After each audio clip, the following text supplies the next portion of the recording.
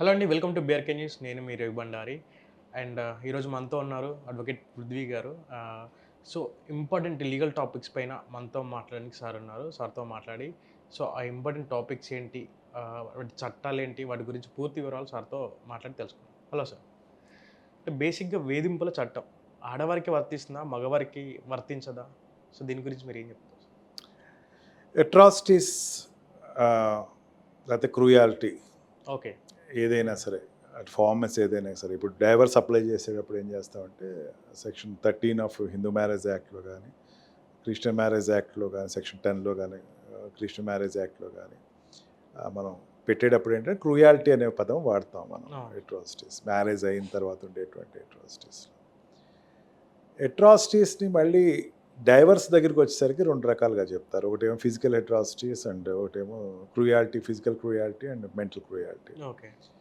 Torture అంటారన్నమాట. Torture అంటే ఏంటంటే ఏదైనా సరే ఒక వ్యక్తిని కొట్టకల, తిట్టకల, ఏదో రకంగా సాధించేటువంటి ప్రయత్నం చేసి ఓకే. ఇంట్లో బతకడం కష్టం అన్నప్పుడు ఆ పరిస్థితి నుంచి బయటపడాలనుకున్నప్పుడు డైవర్స్ అప్లై చేస్తారు. ఆ డైవర్స్ అప్లై చేసినప్పుడు మగవాళ్ళకి ఆడవాళ్ళకి ఇద్దరికీ సమానమే. దాంట్లో ఎటువంటి డిస్క్రిమినేషన్ లేదు. ఈవెన్ ఫిజికల్ హెరాస్మెంట్ మెన్ కనుక ప్రూవ్ చేసుకోగలిగితే అతనికి కూడా ఇచ్చే ప్రొటెక్షన్ అతనికి ఇస్తారు. అంటే బేసిక్‌గా వీటి విషయంలో అమ్మాయిలు ఎక్కువ కేసు పెట్టడం చూస్తూ ఉంటాం. అంటే అమ్మాయిలు ఎక్కువ అంటే మా హస్బెండ్ ఇలా చేశాడు, మా ఆయన ఇలా చేశారు అని చెప్పేసి అమ్మాయిలు కోర్టుకొచ్చి గాని, పోలీస్ స్టేషన్‌కొచ్చి గాని కేసులు పెట్టడం మనం చూస్తాం. కానీ అంటే ఇదే విషయంలో అబ్బాయిలు కూడా ఫేస్ చేస్తూ ఉంటారు చాలా మటుకు. సో, అబ్బాయిలకు ఇలాంటి వాటిపైన కేసు పెట్టడానికి ఎలాంటి చట్టాలు ఇప్పుడు లేవు. ఒకటి రవి, సో నాకు పనిష్మెంట్ కావాలి. పోలీస్ స్టేషన్ దేనికి వెళ్తాం మనం? సంసారం సెటిల్ చేయమని వెళ్ళాం కదా మనం. యెస్. అక్కడికి పనిష్మెంట్ ఇవ్వమని అడుగుతానికి పనిష్మెంట్. వెళ్తాం. ఓకే. ఇప్పుడు సంసారం అనేది ఒక చిన్న చట్రం. ఆ వ్యక్తికి ఆ చిన్న small unit of A country అంటాం. అన్నిటికన్నా స్మాలెస్ట్ యూనిట్ ఏంటంటే ఫ్యామిలీ. ఓకే. యెస్. భార్యాభర్త ఒక ఫ్యామిలీ, ఒక యూనిట్. హ్మ్. వీళ్ళిద్దరి మధ్యన జరిగేటువంటిది పబ్లిక్ డొమైన్ కాదు కదా. Yes sir. కాదు. పబ్లిక్‌లో జరిగే విషయం కాదు కదా. కాదు. వాళ్ళిద్దరికీ సంబంధించింది. వాళ్ళిద్దరికీ సంబంధించిన దాంట్లో ఎవరెవరిని కొట్టారు, ఎవరెవరిని తిట్టారు అనేది ఎవరు జస్టిఫై చేస్తారు? పిల్లలు చెప్పరు. యెస్. పిల్లలు మా నాన్న కొట్టారు, మా అమ్మ కొడతారు. ఒకటి మర్చిపోతున్నాం మనం. డైవర్స్ ఇవ్వాలని ఏ కోర్టు రెడీగా లేదు. అది మైండ్లో మనం చాలా ఫిక్స్ చేసుకుని కోర్టుకి వెళ్ళాలి ఎవరైనా సరే. Court is not ready, is not a organisation to stamp on a divorce paper and just give like a gift. Okay. Gift కింద ఏమి ఇవ్వదు. ఇవ్వరు. యెస్. ఎంత అవాయిడ్ చేయాలి అని ట్రై చేస్తూ ఉంటుంది. యాహ్! దానికి మళ్ళీ ఎందుకు వీళ్ళిద్దరిని కలపాలని ప్రయత్నం అది. కౌన్సెలింగ్ కూడా చేస్తారు. కౌన్సిలింగ్ చేస్తారు. దాన్ని ఏమందంటే పోలీసు వాళ్ళని కూడా కౌన్సిలింగ్ చేయండి అంతే. యెస్. తప్పు ఎవరిదైనా కావచ్చు. భర్త ఎవరు కంప్లైంట్ ఇవ్వండి, పిలిచి కౌన్సిలింగ్ చేస్తారు. భార్యలు కంప్లైంట్ ఇవ్వండి, కౌన్సిలింగ్ చేస్తారు. ఈ కౌన్సిలింగ్ ప్రక్రియ ఇద్దరికి చేయమని అంది. ఫెయిలింగ్ ఆఫ్ వచ్చి అది కనుక ఫెయిల్ అయితే కనుక సరే ఆ అమ్మాయి కంప్లైంట్ మీద కట్టాలి అనుకుంటే కనుక 498A కడతారు. లేకపోతే డౌరీ ప్రొవిషన్ యాక్ట్ కడతారు. 3 and 4 of dowry provision act.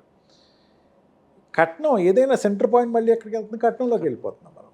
కట్నానికి సంబంధించిన వేధింపులు అవి పక్కన పెట్టేద్దాం. రెగ్యులర్గా ఇంట్లో వచ్చే వేధింపులు, ఇంట్లో వచ్చే వేధింపులు తాళలేనంత ఎక్కువగా ఉంటాయి, భరించలేనంత ఎక్కువగా ఉంటాయి.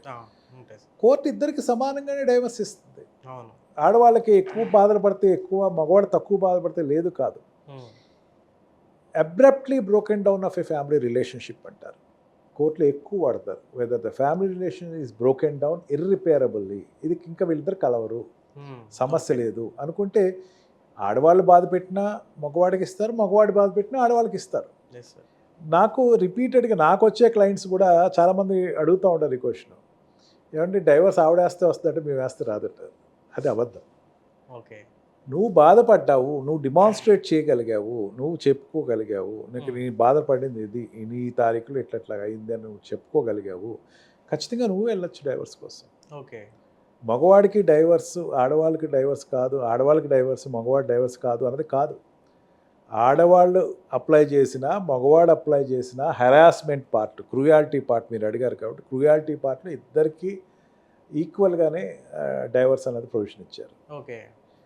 అంటే ఈ విషయంలో సార్ ఇప్పుడు బేసిక్‌గా డివోర్స్ అనే విషయంలో ఇప్పుడు ఇద్దరు అంటే బేసిక్‌గా కోర్టుకొచ్చి ఇద్దరు కోరుకుంటేనే డివోర్స్ ఇస్తారా? లేకపోతే ఒకళ్ళు కోరుకున్నా అంటే భార్య గాని, భర్త గాని ఇద్దరిలో ఎవరో ఒకరు కోరుకున్నా గాని ఇస్తారా? ఎలా?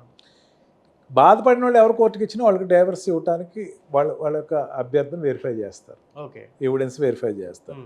అందుకని ఇద్దరు అడగాలని ఏం లేదు, ఇద్దరు అడిగితే మ్యూచువల్ డైవర్స్ వస్తుంది. ఓకే. అందుకని ఏ ఒక్కళ్ళైనా సరే నాకు బాధలు పడుతున్నా, తాగలేనంత బాధలు పడుతున్నా, పెళ్ళి అయిన దగ్గర నుంచి ఈ రోజు వరకు నేను భరించలేనంత బాధ, డైవర్స్ తప్ప వేరే ఆప్షన్ లేదు నాకు, డైవర్స్ తీసుకుని నేను ఈ రోజు నుంచి స్వేచ్ఛగా బతుకుదాం అనుకుంటున్నాను అన్న వాళ్ళకి ఇస్తాను. ఓకే. స్వేచ్ఛను కోరుకునే వాళ్ళకి కోర్టు, ఫ్యామిలీ మ్యారేజెస్, ఫ్యామిలీ సిస్టంలో ఓకే. ఇంకా నేను ఈ అమ్మాయితో ఉండలేను, నాకు డైవర్స్ కావాలి, డైవర్స్ ఇప్పించేసేయండి. ఓకే. మళ్ళీ చెప్తున్నా, court is not instrument to give divorce.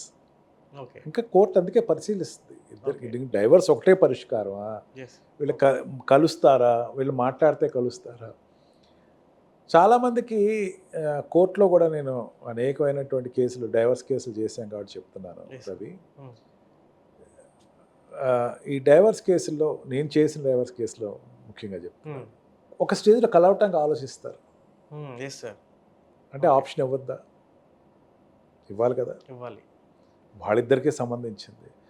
మేము కలుద్దాం అనుకుంటున్నామండి, ఏదైతే డిఫరెన్సెస్ ఏదైతే ఉన్నాయో, చిన్న చిన్న డిఫరెన్సెస్, కోర్టుకు వచ్చిన తర్వాత వాళ్ళకి జ్ఞానోదయం అవుతుంది. లేదా మేము కలుద్దాం అనుకుంటున్నాం, దయచేసి కలపండి అని అడిగారు అనుకోండి, కోర్టు ఖచ్చితంగా కలపాలి కదా. భార్యాభర్తల విషయం అంటే ఒక హత్య కేసు అనుకుందాం రవి. హత్య కేసు అంటే ఏదైనా హత్యే, మనిషి చనిపోయాడు, హత్య. డైవర్స్ అంటే అన్ని డైవర్స్ కావు. ఫర్ ఆఫ్ ద మూమెంట్లో డైవర్స్కి వచ్చేవాళ్ళు ఉంటారు, డీప్ థింకింగ్ తర్వాత డైవర్స్కి వచ్చి ఉంటారు, ఇంకా భరించలేని తత్వంతో డైవర్స్కి వచ్చేవాళ్ళు ఉంటారు. ఓకే. రూట్స్ చూసుకోవాలి కదా. నా ఏదో తిడతాడో, లేకపోతే అబ్బాయిని అమ్మాయి తిట్టిందో, అమ్మాయిని అబ్బాయి తిట్టాడో, తిట్టడం జరిగింది, ఎక్స్చేంజ్ ఆఫ్ వర్డ్స్ జరిగినాయి, పరిగెత్తుకెళ్ళి డైవర్స్ కాదుగా. అంతే సార్. ఓకే. సొల్యూషన్ ఏంటి? Okay sir. కోర్టు కూర్చుంటుంది, ఆలోచిస్తుంది, ఇద్దరిని కూర్చోబెడుతుంది. అంటే కేస్ టు కేస్ డిఫరెన్స్ ఉంటుంది కదా. అవును. ఇంకా ఏ సిచ్యుయేషన్లో ఇవ్వాలి, సమీర్ ఘోష్లో చాలా క్లియర్గా చెప్పాడు, కొన్ని పాయింట్స్ చెప్పాడు, అన్నీ పెట్టలేదు కానీ క్రూయాలిటీలు కొన్ని పాయింట్స్ చెప్పాడు సమీర్ ఘోష్ కేసులో. ఏమన్నాడంటే, నిన్ను రిపీటెడ్గా కొడతా ఉంటే కనుక, కొట్టడమే ఒకటి ధ్యేయం కింద పెట్టుకుంటే కనుక, లేకపోతే నీ మాట రోజు వినకపోతే కనుక, వినకూడదు అని ఒక నిర్ణయానికి వస్తే కనుక, లేకపోతే నేను అవమానించాలి అని ప్రతిరోజు అనుకుంటే కనుక, అవమానం అనేది ఒకటి కార్యక్రమం పెట్టుకుంటే కనుక, నీతోటి సెక్షువల్ కన్సుమేషన్ ఇంకా నేను చెయ్యను అని చెప్పేసి నెగ్లెక్ట్ చేసేసి వెళ్ళిపోతే కనుక, ఇన్ని కొన్ని పారామీటర్స్ పెట్టి ఆ పారామీటర్స్ అట్రాక్ట్ అయితే క్రూయాలిటీలో డైవర్స్ ఇవ్వమన్నాడు. ఓకే. అమ్మాయి అయినా అబ్బాయి అయినా ఒకటే.